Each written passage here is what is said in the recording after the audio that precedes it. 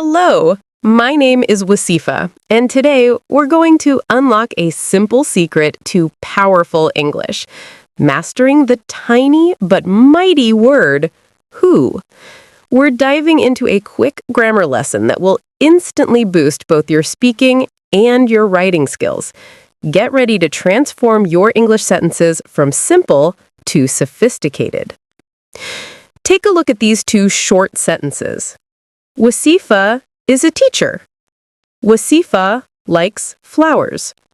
When you write or speak like this, it can sound repetitive, but we can use the word who to effortlessly combine these two ideas into one much stronger sentence.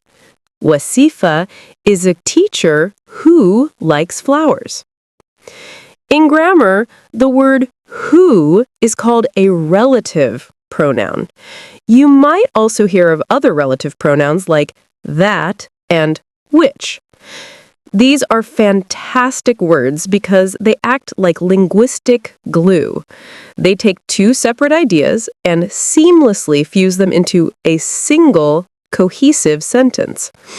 Specifically, we use who to replace a person or a word referring to a person in a sentence. In our example, instead of repeating Wasifa twice, we use it once and then replace the second instance with who. Why is this so important? Many English learners use very short, choppy sentences. But if you're taking an exam like IELTS or attending university, strong English writing demands a variety of sentence lengths, a mix of short and long. This variety makes your language more interesting and less repetitive.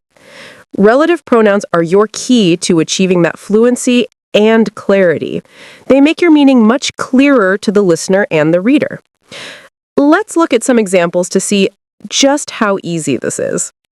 I'm excited to show you this because, for once, we have a simple rule in English. Let's see it in action. Here are two separate sentences. I have a friend. He loves movies. To make one strong sentence, we keep the first idea and then use who to replace the pronoun he. The two sentences become one. I have a friend who loves movies. It's that easy. Let's try a different one. We have two sentences again. She has a dog.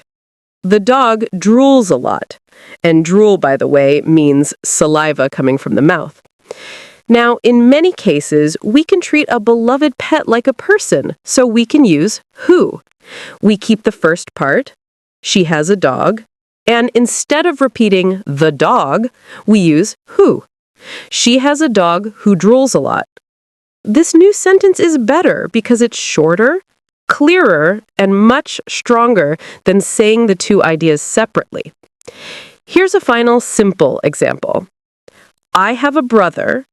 My brother has a cat. Repeating brother is repetitive. Let's combine them. I have a brother who has a cat. See? We took two simple sentences and merged them into one powerful statement using who. My next example is a little different, and it shows you how flexible who can be. Imagine our two ideas are, my friend is strong, my friend is a cop. This time, we want to combine them by inserting the second idea inside the first. We'll still use who to replace the second mention of my friend. We start with the subject, my friend, then we insert the clause using who is a cop, and then finish the original idea, is strong. The combined sentence is, my friend who is a cop is strong. You've connected two distinct ideas into one seamless sentence by simply moving the words around and using the relative pronoun who. Now it's your turn. I want you to try using the relative pronoun who. We have two ideas here. I met a nice woman. She helped me learn English. How would you put these two ideas together with who? All right, let's do it together. We start with I met a nice woman. Then we take the person word, she, and replace it with who. The final sentence is, I met a nice woman who helped me learn English.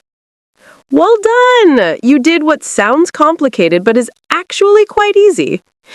Let's try one more. Leonardo da Vinci is an artist. He painted the Mona Lisa. Try combining these two ideas on your own.